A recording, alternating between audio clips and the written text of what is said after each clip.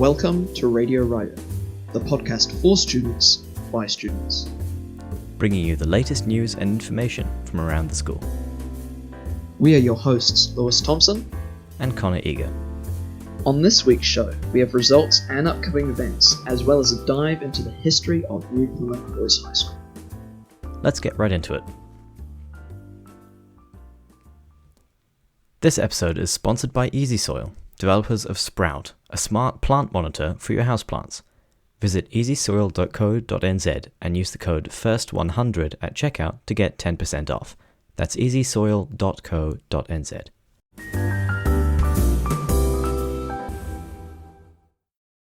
On to the upcoming events. The Super 8 badminton competition is coming up this Thursday in New Plymouth. Good luck to all involved. The recent House Haka competition was this Friday. Well done to everyone who was there, and we're waiting for the results on Monday.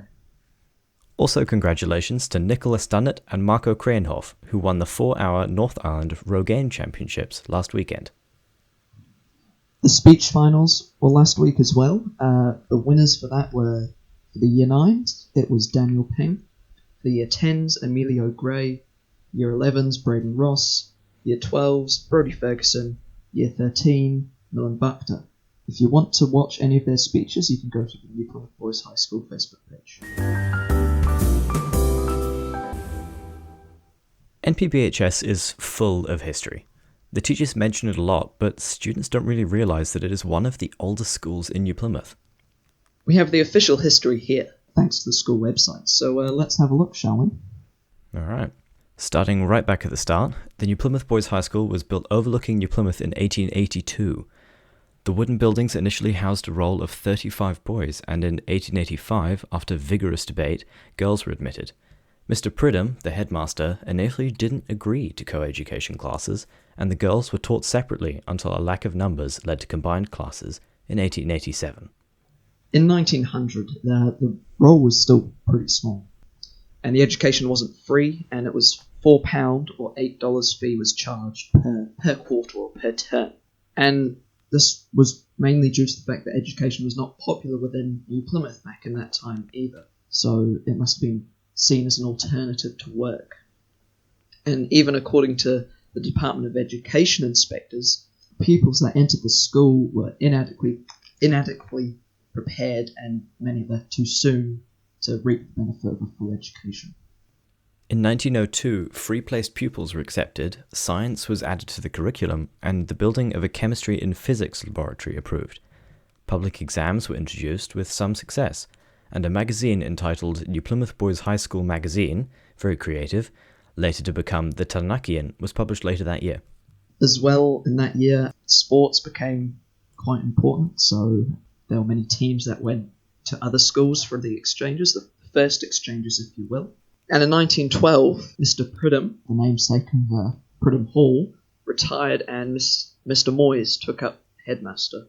Now this is where big reform kind of took place. A uniform was introduced, the school magazine was revived, and I think it would have been now that it would have been renamed to the Taranaki, perhaps. And now the girls were taught in separate classes, and then eventually they were moved to the current New Plymouth Girls High School site. More work on the property saw the cricket ground ploughed and levelled, and the swamp in the gully grounds drained, and the tennis courts and baths planned. A new gymnasium was designed, which was also to serve as a school assembly hall, and completed. It was sited at the western end of the present Pridham Hall. By the end of 1915, 120 of the 600 current roll of boys who had passed through the schools were overseas fighting in World War I. By the end of the war, 250 people.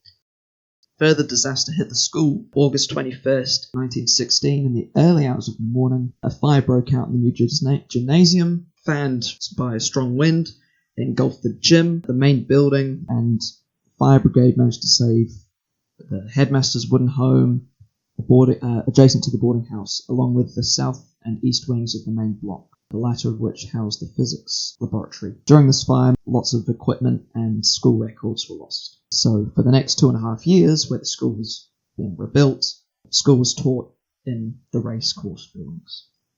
The new school block, now named Pridham Hall, was completed in 1919. In 1920, Ronald Syme placed first in the Dominion in the Junior Scholarship Examination, and then he went on to become Professor of Ancient History at Oxford University. He gained knighthood and was conferred with the Order of Merit. Dr. Monty Barak, as well, attended school from 1916 to 1920, and was rewarded with a Rhodes Scholarship to study at Oxford University. His specialist field was in electrochemistry. Now, these are obviously the famous old boys that have named the current houses. The woodwork block was added in 1928 following the successful amalgamation of the technical school situated on Liardet Street with New Plymouth Boys High. This was the first such combined school in the country after special legislation was passed in 1925. A serious fire that year in the new main block, now Pridham Hall, destroyed the classrooms in the southeastern corner, and again the racecourse buildings were called into use. Fire struck again in 1936, destroying the gymnasium. It's quickly replaced. Now, I'm not sure, but I'm assuming many people remember, teachers and other people have talked that Pridham Hall was burned down in a fire. It was like a plaque on the wall of Pridham Hall. So I'm not sure whether it's referencing this or whether Boys High has just had bad luck with the fires. It seems like there have been an awful lot of fires, though, here, hasn't there? Oh, yeah, definitely. And especially in these few years, this year as well, lots of the fire drills. That's not so much fires as but false alarms, yeah, though, is yeah, it? I know, just... The increase in the roll required more classrooms, and adjacent to Coronation Avenue, a 4-classroom concrete block, the South Block, was constructed. So, the gully area, it was originally a swampy, full of water, and it was like a pretty gross place. So, I'm just looking through here. It appears that in 1930, during the Great Depression, they got in unemployed persons to come and dig it out. Yeah, it doesn't say... I seem to remember teachers saying that it was dug out by boarders and people with detention, but it doesn't mention any of that here. Rivalry between the boarding houses led to the foundation of the house system being introduced for the day boys. East, West and Central houses, along with Carrington, Moyes and Pridham. So now we're up to the Second World War. So introduced a wave of patriotic enthusiasm. Daily routine initially changed a little bit. Increasingly more senior boys joined the ranks of the armed forces, and they were joined by 6 of their teachers. Now, I don't see here it says that slit trenches were dug in the gully and blackouts were introduced, and Pridham House was designated as an EPS hospital if ever needed. Now, I don't see why they did that, because back then the war was still over in Europe. Obviously, there was a threat of Japan, but... It's interesting. I guess it's kind of like a, always be prepared kind of mentality, but at the same time, it's... Maybe the war isn't in New Zealand. Maybe the boys didn't want to feel left out. So I don't know. Yeah. But over 2,000 old boys served in the war itself. 115 were decorated and 227 were sadly killed in action. Mr. Moyes, because of ill health, no doubt exacerbated by the loss of some of his boys, retired in 1941. Mr. Moore, no, not the Mr. Moore, current headmaster, another Mr. Moore, who was in charge of the technical department, was appointed acting principal for a short time. The woodwork block is named in his honour. Mr. McNaught, the namesake of McNaught Field, had a distinguished military career and was appointed headmaster in 1942. The student roll grew, and there was pressure on the facilities as class numbers increased. And at one stage, 100 applications for boarding were declined, with preference being given to students from Taranaki country areas. Interesting, though, isn't it, that at some point the school got so overwhelmed by applications that they had to start turning them down. And especially just, 40 years earlier? They had 33 boys and 15 girls. Yeah, and tiny. education was somewhat frowned upon. Very interesting. Moving on, post-war, new secondary schools were opened in Waitara, Inglewood, Okato, and in New Plymouth. Francis Douglas Memorial College and finally Spotswood College were established, introducing a new era of choice. Mr. J.S. Webster was then appointed as the 4th headmaster in 1958, overseeing the building of the caretakers' residences, extending the memorial block, establishing the McNaught Field and tennis courts, and the new football fields on the old piggery site, later named Webster Field in his honour. Now, very sadly, in 1967, Mr. Webster was tragically killed in a car accident, and Mr. Alexander had been acting headmaster while Mr. Webster was president of the PPTA, living in Wellington, was appointed headmaster. In 1971, Mr. Alexander retired and Mr. G. Cramond was appointed headmaster. Early in his first year, the Alexander block, with 2 labs, the staff room and 4 classrooms, was completed, along with the new assembly hall with its impressive chapel window and administrative offices, resulting in the school centre shifting from the old hall, now renamed Pridham Hall, to the new building. The Alexander block and hall were opened by the Prime Minister of the time, Mr. J. Marshall.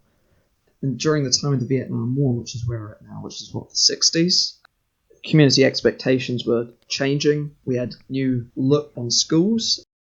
So defiantly, hair grew longer, authority was questioned, and the comfortable order of previous years waned. Academic performance slipped, and the value of boarding school education, so boarders, lost its appeal. The boarding roll dropped as a result of this, and many of the boarding houses were closed.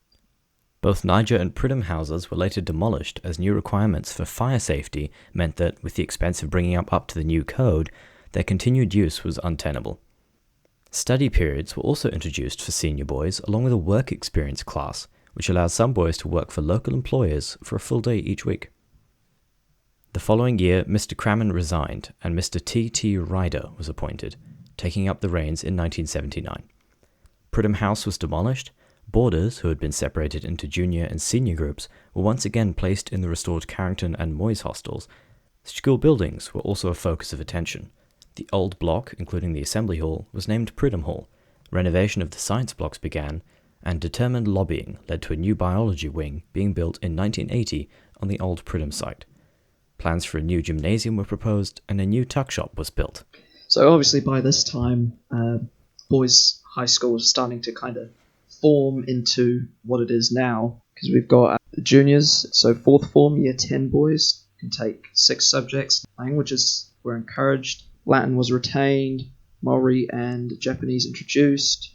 Year 12 course expanded to encourage non-academic boys to remain at school. Music resurged, and this is when the houses were renamed to Syme, Barrack, Donnelly and Hatherley. School organisation also changed in the 1980s to address the changing learning needs of the boys. So this meant more students were now staying at school to pursue academics. In the late 70s and 80s, the Maori language classroom, Kokiri Te Reo, was added, and the school haka rewritten and performed on appropriate occasions by all boys. A new swimming pool was added in 1986 by carving out a new site in the hillside. The new library was opened, named after Cramond, a previous headmaster, and the new science quad was landscaped. 2 computer rooms, funded entirely by the school, were set up in the south block, now called the Cramond Wing. By then, the roll had grown to 1,150. This is getting in the 90s now. Seats were erected on the gully terraces, cricket practice nets were built, the fields were levelled and drains, and a new pavilion was built on the gully grounds. So that's Fook's Pavilion. So the new headmaster, Mr. Frenchwright, took over in 1995. The roll rose to 1,300 boys. The hostel had 220 boys. So the school was completely networked and 2 new computer rooms built. They were opened by the Minister of Technology, Maurice Williamson. By then, the ad hoc nature of the growth of the campus at PPHS led to the completion of a 10-year plan. Sports were enhanced, with an additional college fixtures being introduced, along with the Super 8 competition among boys' schools in the country. The Fook's Pavilion was extended, adding squash courts and other facilities. A recording studio was added to the music room in 2003. Moyes House was strengthened in 2005, and the Salzburger Cricket Centre was added to the site opposite Webster Field at no cost to the school. By 2004, the roll was 1,321, and the ministry finally approved the Grand Plan, which saw Cramond Wing demolished and rebuilt, and the adjacent Alexander block refurbished and completed in 2007 at a cost of $5 million. As in previous decades, the changes, additions and refurbishment of buildings was only part of the story. The social changes continued, the expectations of schools continued to change. Students started staying at school longer, so that meant that old systems of measuring success and the senior years came under national spotlight. So far-reaching new national systems announced in 1995 were to be progressively introduced. School certificate and university entrance examinations were to be replaced by achievement standards and unit standards, which is now obviously developed to levels 1, 2 and 3 of NCEA. And in 2001, NCEA Level 1 was launched to replace its predecessor, and included a greater range of subjects, many vocational pathways, so the trades, primary industries, and importantly, NCEA allowed students to gain credits from apprentice-like courses, so this is the STAR and the Gateway programs. In Mr. Frenchwright's last address before his departure in 2008, he said, "I am sure that all of you can look in the mirror and be proud of the person that looks back. I congratulate you all for making NPBHS a better place for your being there." The new block has been named in his honour, and the library is now called the Crammond Library. After a brief period, Michael McNeeman was appointed the 8th headmaster of the school in 2009. Music and cultural activities and their promotion were a special interest of his. The school entered music, debating and oratory groups in the Super 8 Cultural Festival in Rotorua that year. Mr. McMenamin produced the Alumni Meriti Award for Distinguished Old Boys. So we're up to 2011 now, as progress of these buildings were halted by the regulations introduced after the Christchurch earthquake. Many hostel boys were well below the standards imposed, and as a result, Carrington House, which had been home for boys for nearly 100 years, was demolished. In 2015, Mr. McNeeman retired and Mr. Paul Verich took over. Then in 2019, Mr. Paul Verich retired, and now we have Mr. Moore. And that's it. That's us up to date. Yeah, it's the story of Boys High School. It's literally from start to finish. Yeah, I mean, it took a while because there's a lot of stuff in there. You don't realise it until you actually read it all. Read through it all. Yeah. How much depth there is to the history of the school. There's like a full 19 pages of it. There is. We've got it on the script here. It's a lot of information. Yeah.